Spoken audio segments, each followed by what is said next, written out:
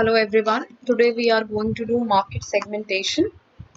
So first of all, we'll understand what is market segmentation and then we'll move on to the basis of market segmentation. How do we do market segmentation? Now first of all, definition of market segmentation.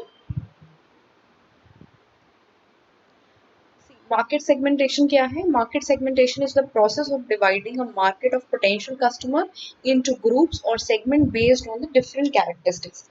कि हम क्या कर रहे हैं, जो हमारी potential market है, जहां से हमें लगता है कि हम अर्निंग कर सकते हैं, या अभी आपको ऐसा लगता है कि उस पर्टिकुलर मार्केट में आपके कस्टमर्स हैं, हम उस पोटेंशियल मार्केट को ग्रुप्स में और सेगमेंट्स में डिवाइड कर रहे हैं.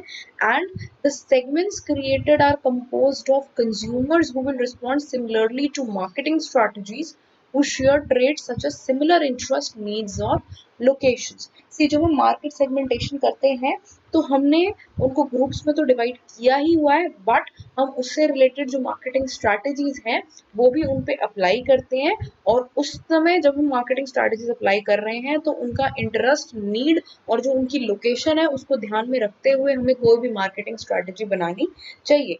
फॉर एग्जाम्पल, अगर हम किसी भी पर्टिकुलर इंडस्ट्री की बात करते हैं या किसी पर्टिकुलर फर्म की बात करते हैं, कंपनी की बात करते हैं, तो अगर मारुति कार्स को मैन्युफैक्चर करती है तो हर एक particular interest of the consumer के लिए एक हमने नया जो प्रोडक्ट है उसको लॉन्च किया हुआ है, एक डिफरेंट प्रोडक्ट हमारे पास अवेलेबल है.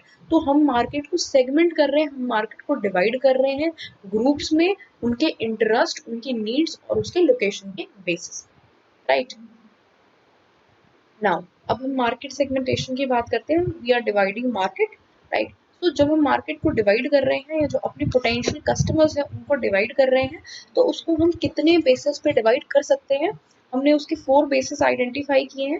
First is your demographic segmentation, second is geographic segmentation, third is behavioural segmentation and then psychographic segmentation.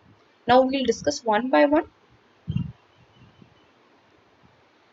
अगर हम ज्योग्राफी की बात करते हैं, जैसे हम यहाँ देख, see we can say here we have divided into geographics. Geographics में हम country, city, density, language, climate, area, population की बात कर रहे हैं. जब हम जियोग्राफिक सेगमेंटेशन की बात करते हैं तो what we are trying to do is, हम अपने कस्टमर्स को डिवाइड कर रहे हैं. और कस्टमर्स को डिवाइड करने का बेसिस क्या होगा? फॉर एग्जांपल, अगर हम रीजन के बेसिस पे डिवाइड कर रहे हैं, नॉर्थ, ईस्ट, साउथ, वेस्ट, इस तरीके से हमने कस्टमर्स को डिवाइड किया है. अदरवाइज हम सिटी के बेसिस पे भी कर सकते हैं. सिटी के बेसिस पे करने का क्या मतलब है? हमने मेट्रोपॉलिटन सिटीज हो गई या स्मॉल सिटीज हो गई या लार्ज सिटीज हो गई, ऐसे हम डिवाइड कर रहे हैं. या डेंसिटी ऑफ एरिया, जहाँ पे लोग ज़्यादा रहते हैं, डेंसिटी ऑफ एरियाज हैं जो अर्बन है, या जहाँ डेंसिटी कम है, रूरल एरियाज, इस बेसिस पे डिवाइड किया है. अदरवाइज हम उसको क्लाइमेट और वेदर के बेसिस पे भी डिवाइड कर सकते हैं. हॉट है, ह्यूमिड है, रेनी है, किसी भी तरीके का है, तो वी कैन डिवाइड अकॉर्डिंगली. अब जब हम रीजन के बेसिस पे, हमने ज्योग्राफिक बेसिस पे सेगमेंटेशन की हुई है, तो उसी बेसिस पे जो हमारा प्रोडक्ट है वो हम प्लान करेंगे. फॉर एग्जाम्पल, अगर हम वुलन क्लोथ्स की बात करें तो हम ऐसे लोकेशन या ऐसे क्लाइमेट पे उसको सेल करना पसंद करेंगे जहाँ का जो क्लाइमेट है वो थोड़ा सा जहाँ पे विंटर जो है वहाँ पे सीजन ज़्यादा होता है और कोल्ड क्लाइमेट वहाँ पर ज़्यादा है. नेक्स्ट इज योर, या अगर हम कूलर्स की भी बात करें तो जहाँ पर जो क्लाइमेट है वो कोल्ड होता है, कश्मीर है, शिमला है, तो वहाँ पर हम एक्सपेक्ट कर सकते हैं कि कूलर्स की सेल्स बहुत ज़्यादा नहीं होंगी. तो जब आप कस्टमर को डिवाइड करते हैं, सेगमेंट करते हैं, तो हमें अकॉर्डिंगली जो अपना प्रोडक्ट है उसको भी एक तरीके से हमें बनाना होता है और डिवाइड करना होता है कस्टमर्स के बेसिस पे. Now we'll move to the second, that is demographics. Demographic segmentation का क्या मतलब है? We are dividing the customer on the basis of age, gender, income, education, social status, family, life stage, occupation, हम इस basis पे जो है customers को डिवाइड कर रहे हैं, कस्टमर्स को सेगमेंट कर रहे हैं. एज का क्या मतलब है? हमने एज को जो है डिवाइड किया हुआ है, 0 to 10 ईयर्स है, या 10 to 20 ईयर्स है, या 20 to 30 ईयर्स है. हम इस तरीके से एज को डिवाइड किया हुआ है और हम समझने की कोशिश करते हैं कि उस पोटेंशियल मार्केट में हमारे पास कौन सी एज ग्रुप के जो लोग हैं वो ज़्यादा हैं या कौन सी एज ग्रुप के लोग हैं वो कम है. इस तरीके से फिर हम जेंडर के बेसिस पे भी कर सकते हैं, मेल, फीमेल, देन इनकम एक एक पर्टिकुलर आप ले सकते हैं बिलो 1 लाख और मोर देन 1 लाख, इस तरीके से। या एजुकेशन स्टेटस हो गया आपका, प्राइमरी है या सेकेंडरी है, कॉलेज है, पोस्ट ग्रेजुएट लोग ज़्यादा हैं या ग्रेजुएट लोग ज़्यादा हैं, इस तरीके से हम डिवाइड कर सकते हैं। फैमिली साइज क्या है, यंग है ज़्यादा लोग, सिंगल हैं या यंग मैरिड हैं या नो चाइल्ड का केस है, या फिर मैरिड विद 2 चिल्ड्रन 3 चिल्ड्रन है, इस तरीके से हम कर सकते हैं। तो ये सारी एक तरीके से हमारा सेगमेंट करने का एक तरीका हो सकता है। Now now, when we divide on the basis of gender, then we'll come to know after a research that we have equal number of female and male present in that particular potential market. In that case, accordingly, you have to manufacture your product. So you have to for example, अगर हम Philips की बात करते हैं तो Philips Electric Company marketing company has targeted men's also for shavers as well as women also.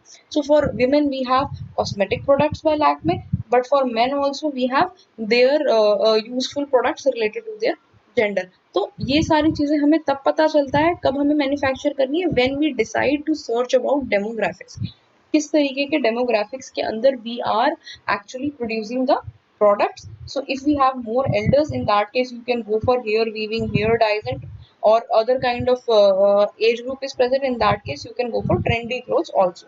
So we need to understand. Now, like here we can see demographic segmentation, gender, age, race, religion, family size, authenticity, education, and occupation. Next is your behavioral segmentation. Behavioral segmentation. See, here we have divided behavioral segmentation into usage frequency, then brand loyalty, then benefits needed, then occasions. We have divided accordingly.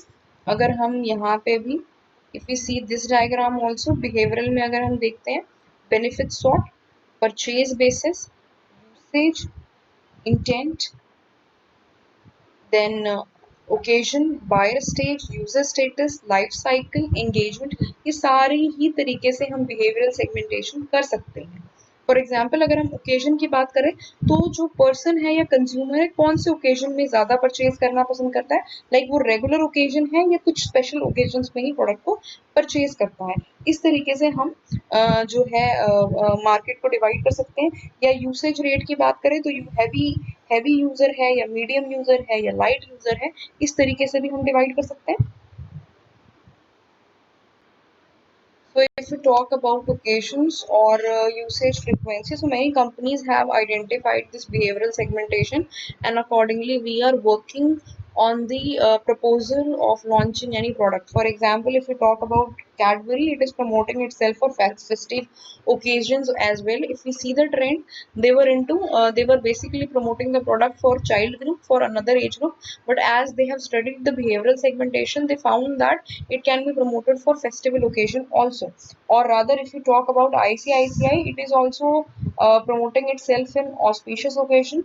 Then if you talk about ferns and petals, they are getting highest order on Valentine's Day or birthdays, or they are getting in trend. So we need to understand the behavior of the particular market segment in which you are working, and then we can produce the product.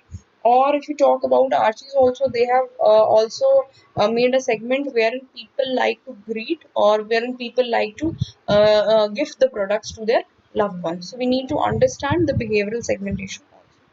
The last which we are talking about is psychographic segmentation. See, under psychographic segmentation, we have divided on the basis of lifestyle, on the basis of personality traits, values and attitudes, activities, interests and opinions, and then social status. हम अगर psychographic segmentation की बात करते हैं तो we need to very well understand the lifestyle of the people in which we are working. अगर conservative तो नहीं है, लिबरल है, हेल्थ एंड फिटनेस के ऊपर ज़्यादा ध्यान देते हैं, एडवेंचरस हैं या स्टेटस सीकर्स हैं, या अगर हम सोशल स्टेटस की बात करते हैं उस केस में, so they belong majorly people belong from lower class और मिडिल क्लास और लोअर मिडिल क्लास और अपर क्लास.